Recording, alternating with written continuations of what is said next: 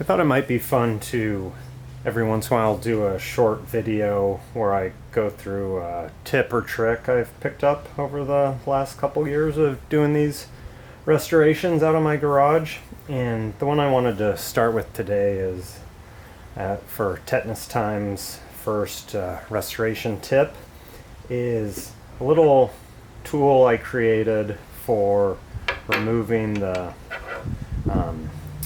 swivel handle or swivel nut from a rusted out vise without bending the handle, because nothing bums me out like seeing a vise with either handle bent.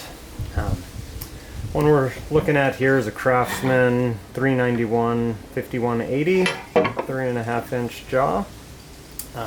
The swivel handle is not totally stuck, but it's, pretty tight, and just want to use this vise as a demonstration for how this little creation works. So I originally did this for a very rusted out larger Craftsman vise. I took a old Taiwanese 7/8 inch socket.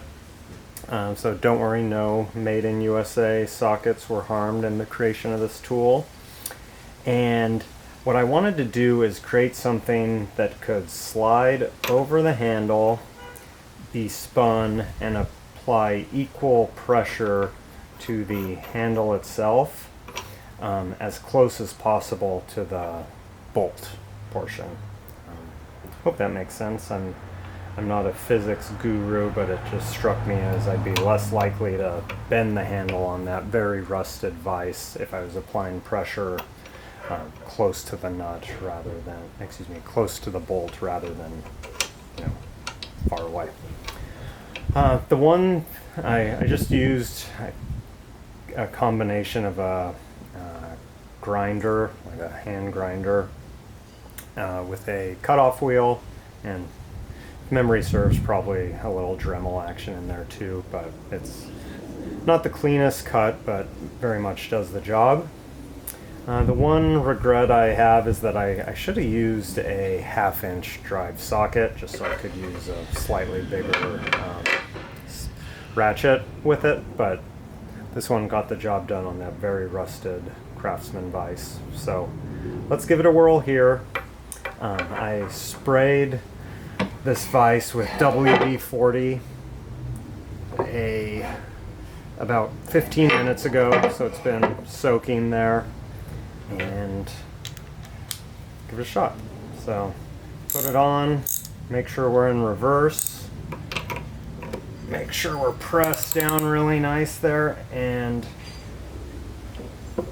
give it a turn just to get it start going.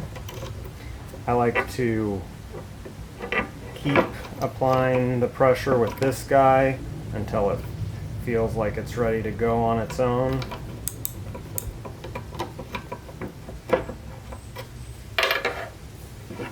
And we've got a vise handle that's ready to come out. So I'm not going to take it out all the way. I'll probably restore this vise in the not too distant future.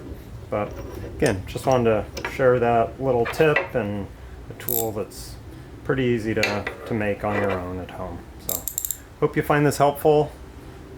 I'll be back with another one of these in the not too distant future, and also wanted to share this because you might have seen me use this little guy in the Dunlop vise restoration video that I posted recently. So thanks for watching. Please like and subscribe, and we'll be back with another restoration soon. Thanks, guys.